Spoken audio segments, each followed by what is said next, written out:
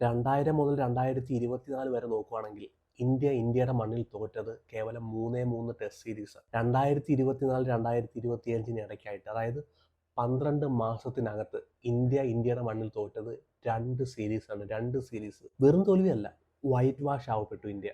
24 വർഷം 3 സീരീസ് നമ്മൾ തോറ്റെങ്കിൽ ഒരു വർഷത്തിൽ 2 സീരീസ് നമ്മൾ തോറ്റു, 2 നമ്മൾ വൈറ്റ് വാഷ് ചെയ്യപ്പെട്ടു. ഇന്ത്യയിൽ വന്നിട്ട് സേനാ കൺട്രി പറയുക, ഇന്ത്യയിലോട്ട് വാ, പ്രോപ്പർ 5 ബാറ്റ്സ്മാൻമാരുമായിട്ട് വാ, പ്രോപ്പർ 2 സ്പിന്നറുമായിട്ട് വാ, പ്രോപ്പർ ഒരു പേസ് ബോളറുമായിട്ട് വാ, ഇന്ത്യയുടെ മണ്ണിൽ കുഴിച്ചും കൂടാം.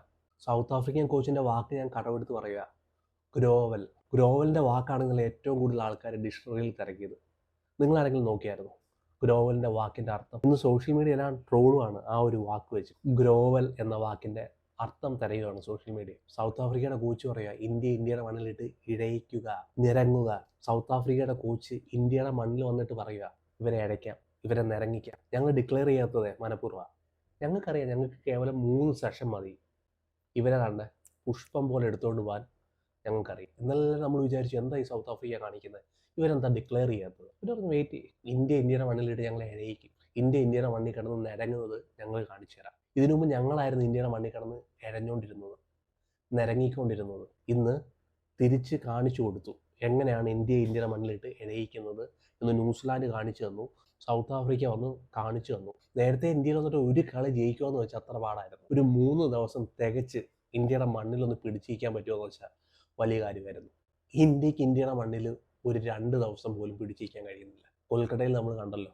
അതാണ് ഇന്ന് ഇന്ത്യൻ ടീമിൻ്റെ അവസ്ഥ. അവിടത്തേക്ക് ഇന്ത്യൻ ടീമിനെ കൊണ്ടെത്തിച്ചു ചിലർ. ആരാണ് ഇതിൻ്റെയൊക്കെ ഉത്തരവാദികൾ? ചീഫ് സെലക്ടർ ആണോ, BCC ആണോ, അതോ ഹെഡ് കോച്ച് ആണോ? ആരാണ് ഇതിൻ്റെയൊക്കെ ഉത്തരവാദികൾ? പക്ഷേ 2024 നമ്മൾ ന്യൂസിലാൻഡിനോട് തോറ്റപ്പെടുത്തിയത് അതിന് 2 ഉത്തരവാദികളെ ഉള്ളായിരുന്നു: രോഹിത് ശർമ്മയും വിരാട് കോഹ്ലിയും.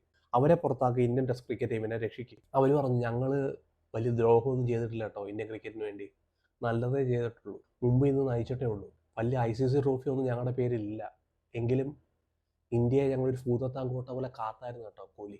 31 മത്സരം വിരാട് കോഹ്ലിയുടെ ക്യാപ്റ്റൻസിയിൽ കേവലം 2 ടെസ്റ്റാണ് ഇന്ത്യയിൽ തോറ്റത്. 5 തവണയാണ് റാങ്കിങ്ങിൽ ഇന്ത്യ 1ാം സ്ഥാനത്ത് ഇരുന്നത്, 1ാം സ്ഥാനത്ത്. ഇന്ന് WTC പോയിന്റ് ടേബിൾ നോക്കുകയാണെങ്കിൽ ഇന്ത്യ 5ാം സ്ഥാനത്താണ്, പാകിസ്ഥാനും കീഴെ. ഓക്കെ, പാകിസ്ഥാൻ 2 കളിയേ കളിച്ചിട്ടുള്ളൂ, പക്ഷേ ഈ പോയിന്റ് ടേബിൾ താഴോട്ട് പോകാനല്ലേ ചാൻസ് കൂടുതൽ.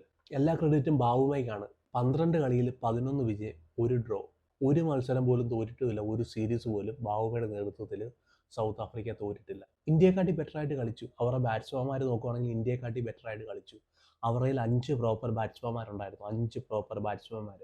ഇന്ത്യയിലുള്ളത് 3 പ്രോപ്പർ ബാറ്റ്സ്മാൻമാരായിരുന്നു ഇന്ത്യയുടെ കയ്യിലുള്ളത്: യശസ്വി ജയ്സ്വാൾ, KL രാഹുൽ, സായി സുദർശൻ. ജുറേലിനെ ഞാൻ കൂട്ടുന്നില്ല, വിക്കറ്റ് കീപ്പർ ബാറ്റ്സ്മാൻ ആയതുകൊണ്ട്. അവരുടെ പ്രോപ്പർ 5 സ്പെഷ്യലിസ്റ്റ് ബാറ്റ്സ്മാൻമാരുണ്ടായിരുന്നു ഈ ടെസ്റ്റ് വിജയിപ്പിക്കാൻ വേണ്ടി. അവരുടെ പ്രോപ്പർ 2 സ്പിന്നർമാരുണ്ടായിരുന്നു ഈ ടെസ്റ്റ് വിജയിപ്പിക്കാൻ വേണ്ടി. 20 വിക്കറ്റ് എടുക്കാൻ കഴിവുള്ള 2 സ്പിന്നർമാർ അവരുടെ കയ്യിലുണ്ടായിരുന്നു. സൈമൺ ഹാമറും കേശവ് മഹാരാജും ഇന്ത്യൻ സ്പിന്നർമാരെ കാട്ടി ബെറ്ററായിട്ട് ബോൾ ചെയ്തു. മാർക്കോ യാൻസൺ വന്നിട്ട് ബുംറയെക്കാട്ടി ബെറ്ററായിട്ട് ബോൾ ചെയ്തു. ബുംറയേക്കാൾ മേളിൽ ഡോമിനേറ്റ് ചെയ്തു ഇന്ത്യയുടെ പിച്ച് വന്നിട്ട്. മുഹമ്മദ് സിറാജ് ഇന്ത്യയുടെ പിച്ചിൽ പണ്ടേ ഡോമിനേറ്റ് ചെയ്യാറില്ല. ഇന്ത്യയുടെ പിച്ചിൽ മുഹമ്മദ് സിറാജ് എത്രമാത്രം സൂട്ടബിൾ ആണെന്നുള്ളത് പിന്നെയും തെളിയിച്ചു. മുഹമ്മദ് സിറാജിനെ ബോൾ ചെയ്യണമെങ്കിൽ ഗ്രീൻ ടോപ്പ് വേണം. അവിടെ മുഹമ്മദ് സിറാജ് തന്നെ ബെസ്റ്റ് കാഴ്ചവെക്കും. ഗാബ ഒരു ഉദാഹരണമാണ്, ഇംഗ്ലണ്ട് ഒരു ഉദാഹരണമാണ്, സൗത്ത് ആഫ്രിക്ക ഒരു ഉദാഹരണമാണ്. സോ ആ സിറാജിനെ ഇന്ത്യയുടെ പിച്ചിൽ ബോൾ ചെയ്യാൻ കഴിയുന്നില്ല. ബുംറയ്ക്ക് ഇന്ത്യയുടെ പിച്ചിൽ ബോൾ ചെയ്യാൻ കഴിയുന്നില്ല. വിരാട് കോഹ്ലിയുടെ ക്യാപ്റ്റൻസിയിൽ ബുംറ എത്ര ഹോമിൽ കളിച്ചിട്ടുണ്ടെന്ന് നിങ്ങൾക്കൊന്ന് പറയാൻ പറ്റുമോ? ഹോമിൽ വിരാട് കോഹ്ലിയുടെ ക്യാപ്റ്റൻസിയിൽ ബുംറയെ പരിഗണിച്ചിട്ടേ ഇല്ല.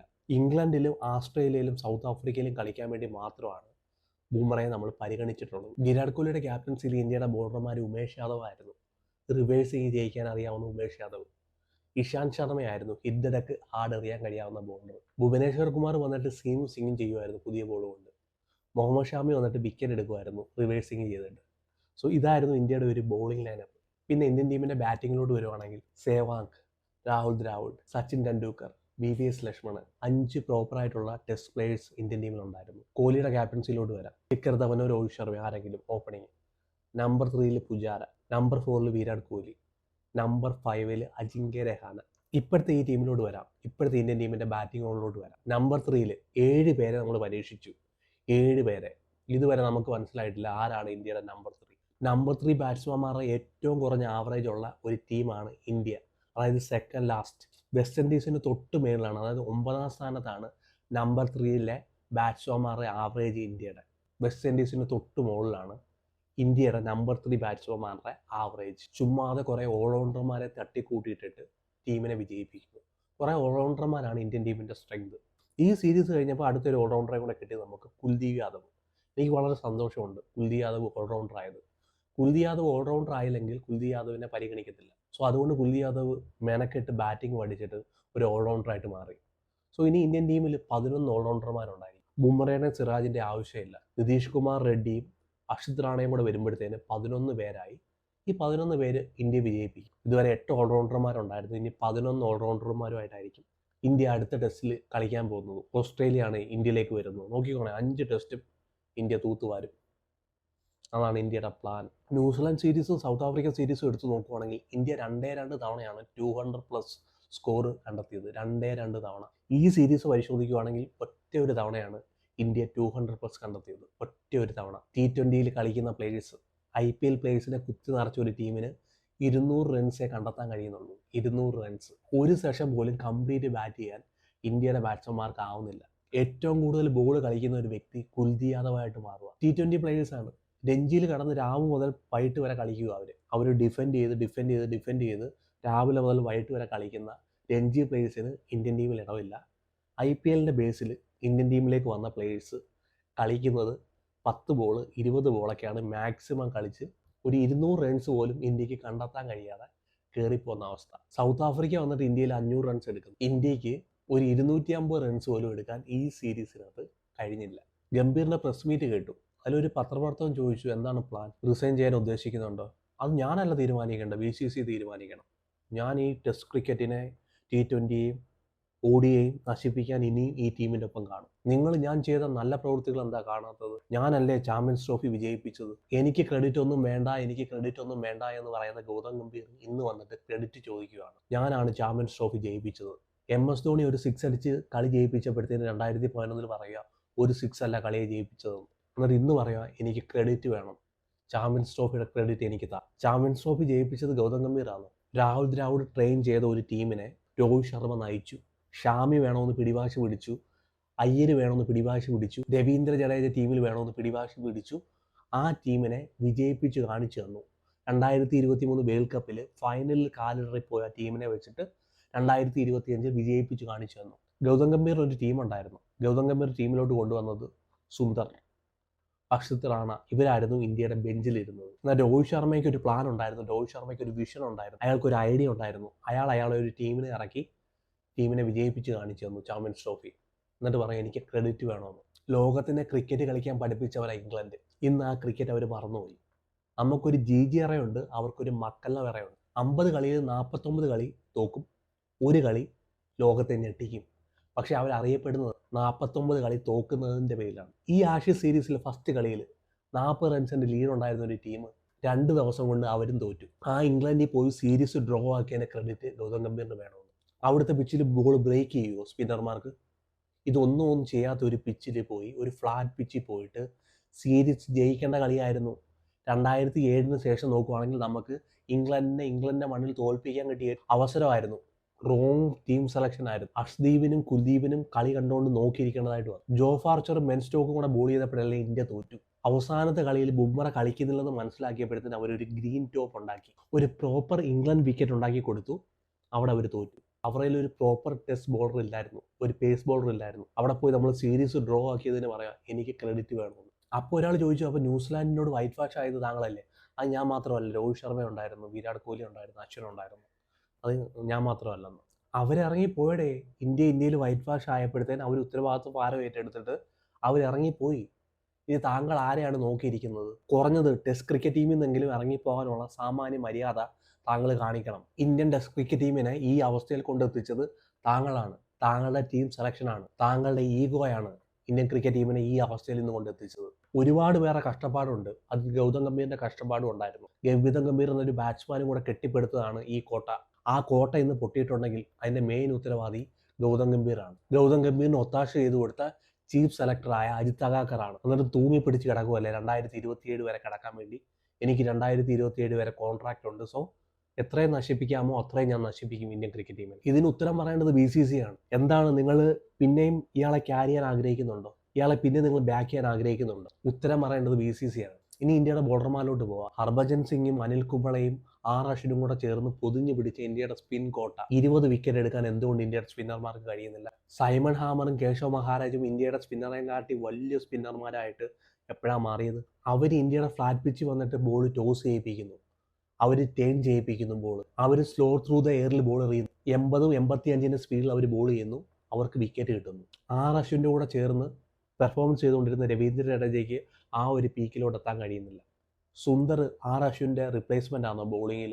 സുന്ദറിനെ കണ്ടുകൊണ്ടാണ് അശ്വിനോട് നമ്മൾ ഗുഡ് ബൈ പറഞ്ഞത്. എന്നാൽ അശ്വിൻ്റെ റിപ്ലേസ്മെൻ്റ് എവിടെ? സുന്ദർ അല്ല എന്നുള്ളത് സുന്ദർ തെളിയിച്ചു. കുൽദീപ് യാദവ് എന്ന് പറഞ്ഞ റിസ്ക് സ്പിന്നർക്കും ഈ ഒരു ഫ്ലാറ്റ് പിച്ചിൽ വന്നിട്ട് വിക്കറ്റ് എടുക്കാൻ കഴിയുന്നില്ല. ധൈര്യമുണ്ടോ ഈ സ്പിന്നർമാരെ വെച്ചുകൊണ്ട് ഇനിയും ഒരു സ്പിൻ ട്രാക്ക് ഉണ്ടാക്കി ഇന്ത്യക്ക് ജയിക്കാൻ കഴിയുമെന്ന് ഉറപ്പുണ്ടോ ഈ 3 സ്പിന്നർമാരെ വെച്ചുകൊണ്ട്? ഇന്ത്യയുടെ ബാറ്റിങ്ങിലോട്ട് പോവാം. സായി സുദർശൻ ഒരു കളി വെളിയിരുത്തുന്നു, രണ്ടാമത്തെ കളി കൊണ്ടുവരുന്നു. എന്ത് പെർഫോമൻസ് ആണ് സായി സുദർശൻ കാഴ്ചവെക്കുക? നിങ്ങൾ എത്രമാത്രം സായി സുദർശനെ ക്യാരി ചെയ്യുന്നുണ്ട്? സായി സുദർശനെ നിങ്ങൾ ടീമിലോട്ട് സെലക്ട് ചെയ്തിട്ടുണ്ടായിരുന്നെങ്കിൽ നിങ്ങൾ ആദ്യത്തെ ടെസ്റ്റിൽ കളിപ്പിക്കണമായിരുന്നു. സായി സുദർശനെ കളിപ്പിച്ച് കോൺഫിഡൻസ് കൊടുക്കണമായിരുന്നു. ഇത് ക്രൂഷ്യലായിട്ടുള്ളൊരു മത്സരത്തിൽ സായി സുദർശനെ അവിടെ കൊണ്ടിട്ടിട്ട് സായി സുദർശനെ പ്രഷറിലാക്കി വിക്കറ്റ് കൊടുക്കണം. സായി സുദർശൻ നോക്കുകയാണെങ്കിൽ ഒരുപാട് കാര്യങ്ങൾ ഇമ്പ്രൂവ് ചെയ്യാനുണ്ട്. ഇന്നലത്തെ വീഡിയോ ഞാൻ പറഞ്ഞ പോലെ ലെഫ്റ്റ് ഹാൻഡ് സ്പിന്നർക്കെതിരെ സായി സുദർശൻ വീക്കാണ്. ഇന്നും ലെഫ്റ്റ് ഹാൻഡ് സ്പിന്നർക്കെതിരെ സായി സുദർശൻ വിക്കറ്റ് കൊണ്ട് കളഞ്ഞു. ബോഡി ടു ബോഡി വരുന്ന ബോൾ കളിക്കാൻ സായി സുദർശൻ വീക്കാണ്. ഷോർട്ട് ബോൾ കളിക്കാൻ സായി സുദർശൻ വീക്കാണ്. സോ ഈ സായി സുദർശനെ ബാക്ക് ചെയ്തത് എന്തിൻ്റെ അടിസ്ഥാനത്തിലാണ്? ജുറൈലിൻ്റെ ഇന്നത്തെ ബാറ്റിംഗ്, ഈ സീരീസിൽ ഉടനീളമുള്ളൊരു ബാറ്റിംഗ്, വെസ്റ്റ് ഇൻഡീസിനെതിരെ കളിച്ച കളിയുടെ പേരിൽ ഇന്ത്യയുടെ ODI ടീമിലേക്ക് ഇടം കിട്ടി ജുറൈലിന്. ഇമ്പോർട്ടൻ്റ് ആയിട്ടുള്ള ഒരു സീരീസിൽ റൺസ് പറ ജുറൈലിൻ്റെ എത്രയാണെന്ന്. ഇന്ന് വന്നിട്ട് ഔട്ടാവുന്ന കണ്ടില്ലായിരുന്നു. ഹാർഡ് ഹാൻഡിലാണ് വന്ന് ഡിഫെൻഡ് ചെയ്യുന്ന, ഹാർഡ് ഹാൻഡിൽ. ഇന്ത്യയുടെ പിച്ചിൽ സ്പിന്നർമാർക്കെതിരെ സോഫ്റ്റ് ഹാൻഡിലാണ് ബാറ്റ് ചെയ്യേണ്ടതെന്ന് ജുറൈലിന് അറിയത്തില്ല. ഡൊമസ്റ്റിക് ക്രിക്കറ്റിൻ്റെ അടിസ്ഥാനത്തിലാണോ ജുറൈൽ ടീമിലോട്ട് വന്നത്? അതോ രാജസ്ഥാൻ റോയൽസിൽ ഡിഫെൻഡ് ചെയ്ത് രാജസ്ഥാൻ റോയൽസിനെ തോൽപ്പിച്ചതിൻ്റെ പേരിലാണോ ജുറൈൽ ഇന്ന് ടീമിലേക്ക് വന്നത്? KL രാഹുൽ വലിയ ടെക്നിക്കലി സൗണ്ടുള്ള ഒരു പ്ലെയറാണ്. സ്പിന്നർമാർക്കെതിരെ എന്താണ് KL രാഹുലിൻ്റെ റോള്? ഈ സീരീസ് നോക്കുവാണെങ്കിൽ ഉടനീളം സ്പിന്നർമാർക്കെതിരെ സ്ട്രഗിൾ ചെയ്യുകയാണ് KL രാഹുൽ. സോ ഇങ്ങനെ ഒരു കണ്ടീഷനിൽ KL രാഹുലിനെ നമുക്ക് ഓപ്പണിംഗ് ബാറ്റിങ്ങിൽ വെക്കാൻ കഴിയും. KL രാഹുലിനെ നമുക്ക് ഡിപ്പെൻഡ് ചെയ്യാൻ കഴിയുമോ ഇന്ത്യയുടെ പിച്ചിൽ? ക്രൂഷ്യലായിട്ടുള്ള ഏതെങ്കിലും ഒരു മത്സരം KL രാഹുൽ കളിച്ചിട്ടുണ്ടോ? ഇന്ത്യ മുമ്പിൽ നിന്ന് നയിച്ചിട്ടുണ്ടോ? വിരാട് കോഹ്ലിയും ചേതേശ്വർ പൂജാരയും രഹാനെയും രോഹിത് ശർമ്മയും കളിച്ച പോലെ ഒരു innings, match winning innings KL Rahul കളിച്ചിട്ടുണ്ടോ? ഇല്ല എന്നായിരിക്കും അർത്ഥം. ഗൂഗിളിൽ പോയി സെർച്ച് ചെയ്താലും കാണത്തില്ല അങ്ങനെ ഒരു മത്സരം. ഋഷഭ് പന്ത് എന്ന് പറയുന്ന ഇന്ത്യയുടെ ബാറ്റ്സ്മാൻ ഇന്ത്യൻ പിച്ചിൽ കേപ്പബിൾ ആണോ സ്പിന്നിനെതിരെ? ബ്രേക്ക് ചെയ്യുന്ന ബോൾ, ടോസ് ചെയ്യുന്ന ബോൾ, ഗ്രിഫ്റ്റ് ചെയ്യുന്ന ബോൾ, ഋഷഭ് പന്തിന്റെ കണ്ണും പൂട്ടിയുള്ള അടി ഇന്ത്യൻ ടീമിനെ രക്ഷിക്കാൻ കഴിയുമോ ഈ ഒരു പെർഫോമൻസ് വെച്ചിട്ട്? നിതീഷ് കുമാർ റെഡ്ഡിയെ നമ്മൾ ബാക്ക് ചെയ്യുന്നു ആസ്ട്രേലിയ ടൂർ വെച്ചിട്ട്. ആസ്ട്രേലിയ ടൂർ കഴിഞ്ഞിട്ട് നിതീഷ് കുമാർ റെഡ്ഡിയുടെ റോൾ എന്തായിരുന്നു? ഇന്ന് നിതീഷ് കുമാർ റെഡ്ഡിയുടെ റോൾ എന്തായിരുന്നു? ഇന്ന് നിതീഷ് കുമാർ റെഡ്ഡിയെ ടീമിലോട്ട് എടുത്തത് ജസ്റ്റിഫൈ ചെയ്യുന്ന ഒരു ബാറ്റിംഗ് പെർഫോമൻസ് നിതീഷ് കുമാർ റെഡ്ഡി കാഴ്ചവെക്കണമായിരുന്നു. കാഴ്ചവെച്ചു ഇല്ല. നിതീഷ് കുമാർ റെഡ്ഡിയുടെ സെലക്ഷൻ ഇന്ത്യയുടെ ഡൊമസ്റ്റിക് പ്ലേയേഴ്സിനെക്കാട്ടും ഒരുപാട് മേളിലാണ്. എന്ത് സ്കില്ലാണ് നിതീഷ് കുമാർ റെഡ്ഡിക്ക് ഉള്ളത് ഇന്ത്യയുടെ പിച്ചിൽ കളിക്കാൻ? പലർക്കും ഇന്നൊരു സുവർണാവസരമായിരുന്നു. ഒറ്റ ഒരു മനുഷ്യരിന്ന് കളിച്ചിട്ടില്ല. ഈ സീരീസ് നോക്കുവാണെങ്കിൽ 2 ഹാഫ് സെഞ്ചുറിയാണ് ഇന്ത്യയുടെ ബാറ്റ്സ്മാൻമാരെടുത്തത്. ഒന്ന് യശസ്വി ജയ്സ്വാളും ഒന്ന് രവീന്ദ്ര ജഡേജയും. ടോപ്പ് സ്കോറർ പരിശോധിക്കുവാണെങ്കിൽ രവീന്ദ്ര ജഡേജയും സുന്ദറും യശസ്വി ജയ്സ്വാളും.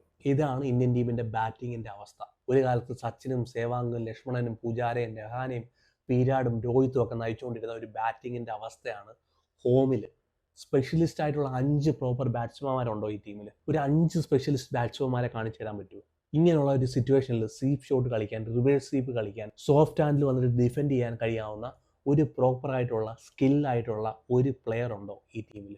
ഒരു പ്രോപ്പർ ബാറ്റ്സ്മാനെ കാണിച്ചു തരാൻ പറ്റുമോ ഈ ഒരു കാറ്റഗറിയിൽ പറ്റിയത്? സ്പിന്നിനെതിരെ കളിക്കാൻ പറ്റിയ ഒരു ബാറ്റ്സ്മാൻ ഇന്ത്യൻ ടീമിലുണ്ടോ എന്ന്?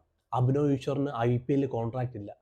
സർഫാസ് ഖാൻ IPL കോൺട്രാക്റ്റ് ഇല്ല. ടെസ്റ്റ് ക്രിക്കറ്റിലെങ്കിലും ഈ മാർക്കറ്റ് വാല്യൂ ഒക്കെ ഒന്ന് മാറ്റി വെച്ചിട്ട് പ്രോപ്പറായിട്ട് ടെസ്റ്റ് കളിക്കുന്നവരെ ഒന്ന് കൊണ്ടുവരാൻ ശ്രമിക്കും. എന്താണ് ഇന്ത്യൻ ടീമിൻ്റെ അടുത്ത റോഡ് മാപ്പ്? ഇനി എന്നാലും കുറച്ച് കാലത്തേക്ക് ടെസ്റ്റ് ക്രിക്കറ്റ് ഇല്ല. ഇനി ഇന്ത്യയിലുള്ള മത്സരം എന്ന് പറഞ്ഞാൽ ഓസ്ട്രേലിയ ഇന്ത്യയിലേക്ക് വരണം. അത് 2027 എന്താണ് 2027 ഒരു പ്രിപ്പറേഷൻ? 5 ടെസ്റ്റാണ് ഉള്ളത്. 5 ടെസ്റ്റ്. WTCയിലോട്ടുള്ള ഒരു ഹോപ്പാണ് ആ ടെസ്റ്റ്. ഏത് ട്രാക്കിലാണ് നമ്മൾ കളിക്കാൻ പോകുന്നത്? ഫ്ലാറ്റ് ട്രാക്കിൽ കളിച്ച് എതിർ ടീമിന് 500 റൺസ് കൊടുക്കാൻ പോവാം. മുത്തുസ്വാമി വന്ന് സെഞ്ചുറി എടുത്ത പോലെ ആസ്ട്രേലിയൻ പ്ലേയേഴ്സ് ഒന്ന് സെഞ്ചുറി എടുക്കണ്ടെന്നല്ല. നമുക്ക് 200 റൺസ് പോലും എടുക്കാൻ കഴിയത്തില്ലെന്നുള്ളതാണോ അടുത്ത റോഡ് മാപ്പ് ആസ്ട്രേലിയ സീരീസിൽ? ഏത് ട്രാക്കിലാണ് നമ്മൾ കളിക്കാൻ പോകുന്നത്? സ്പിൻ ട്രാക്കിലോ ഫ്ലാറ്റ് ട്രാക്കിലോ? അടുത്ത ഇന്ത്യയുടെ മത്സരം ശ്രീലങ്കയിലാണ്. അവർ കണ്ടു ഇന്ത്യയുടെ അവസ്ഥ സ്പിന്നർമാർക്കെതിരെയുള്ളത്. അവരൊരു സ്പിൻ ട്രാക്ക് ഉണ്ടാക്കി വെച്ചിട്ട് ഇന്ത്യ വീഴ്ത്താൻ നോക്കും. എന്താണ് ഇന്ത്യയുടെ ടെസ്റ്റ് പ്ലേയിങ് 11 ശ്രീലങ്കയ്ക്കെതിരെ? അതോ പ്രോപ്പറായിട്ടുള്ള 5 സ്പെഷ്യലിസ്റ്റ് ബാറ്റ്സ്മാൻമാർ ഇന്ത്യൻ ടീമിൽ കാണുമോ? 2027 WTC ഫൈനലിലോട്ട് ഇനി നമുക്ക് പെർഫോം ചെയ്യണമെങ്കിൽ ഇനി നമ്മുടെ മുമ്പിൽ 3 സീരീസ് വിജയിക്കുകയും വേണം.